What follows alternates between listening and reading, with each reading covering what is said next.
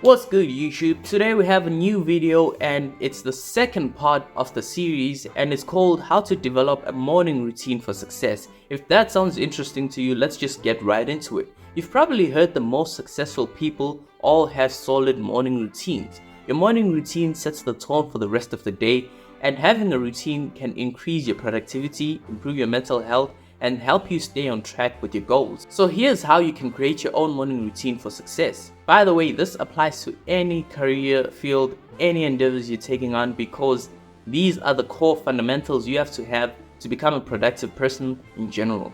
So number one, probably not my favorite and not your favorite too, but we have waking up early. While not everyone is a morning person, waking up earlier than usual gives you the advantage of starting your day before most distractions set in. I personally think you should wake up 1 hour earlier than you usually do.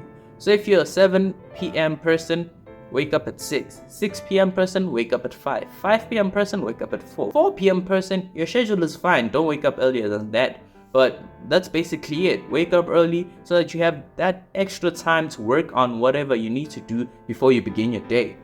That could be workouts, that could be just organizing files and going through your emails, but please, no social media. Leave that for later on in the day when you're drained anyways.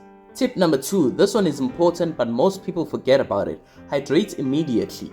After sleeping for 7 to 8 hours, your body is dehydrated. Start your day by drinking a glass of water to kickstart your metabolism and energize your system.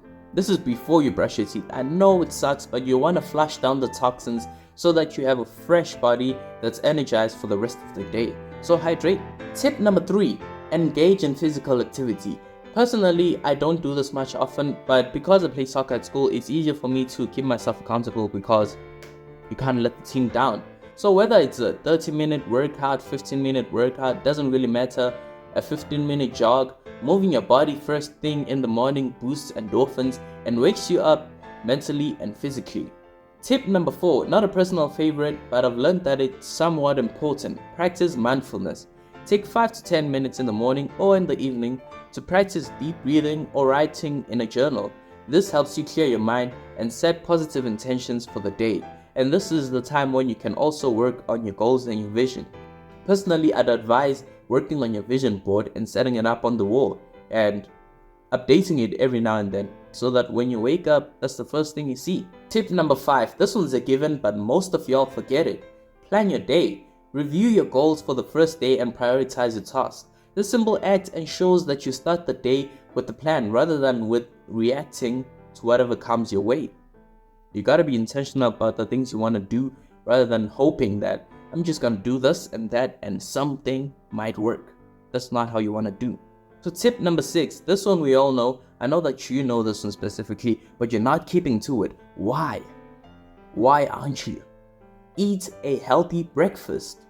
A balanced breakfast rich in protein and healthy fats fuels your body and gives you energy that you need for the first half of the day. Personally, I'm guilty of not following this one because I skip breakfast totally, and I know that most people do this, so I'd say it's fine, but it's not. If you have a rich breakfast in the morning, you're more likely to pass 12 o'clock and still feel good. But sometimes when you haven't had breakfast, around 12 o'clock you feel agitated, so eat a healthy breakfast. Tip number 7. You better listen to this tip. If there is anything you can do for me, take this tip and forget about everything else I've said thus far. Stay away from your phone. Avoid the temptation to check your phone, your social media specifically, or emails right after waking up.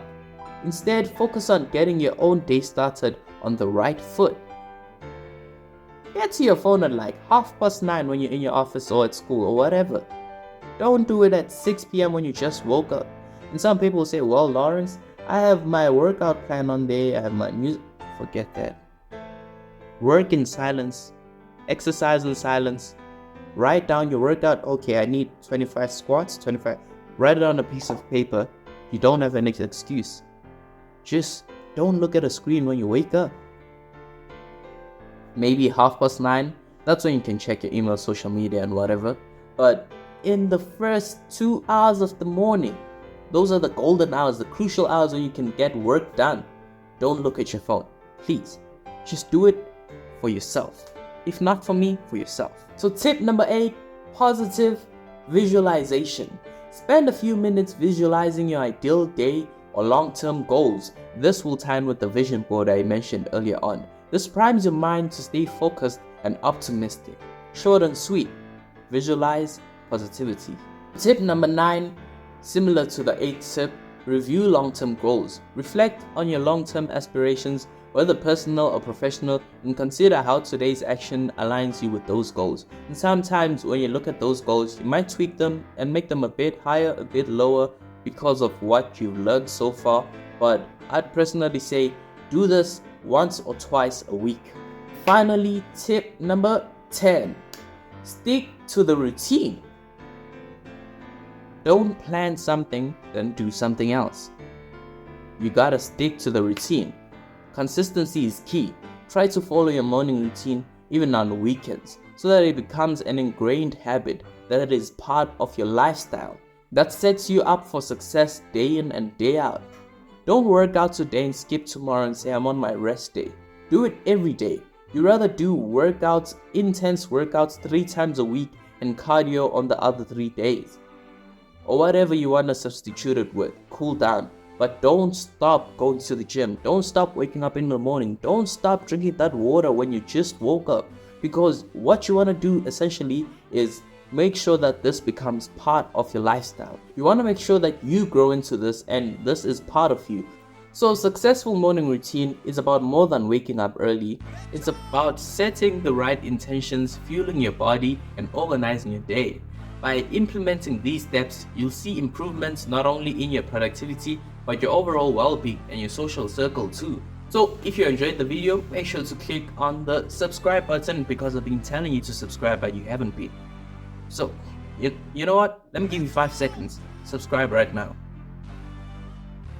Very good. Now, click on the like button if you enjoyed it. Comment down below what specific task you're struggling with and share this with your friends. I know that some of your friends might enjoy this. If you found value in the video, you probably will find value in the next one where we talk about the power of goal setting and how to do it effectively. Don't waste time. Click on the next one.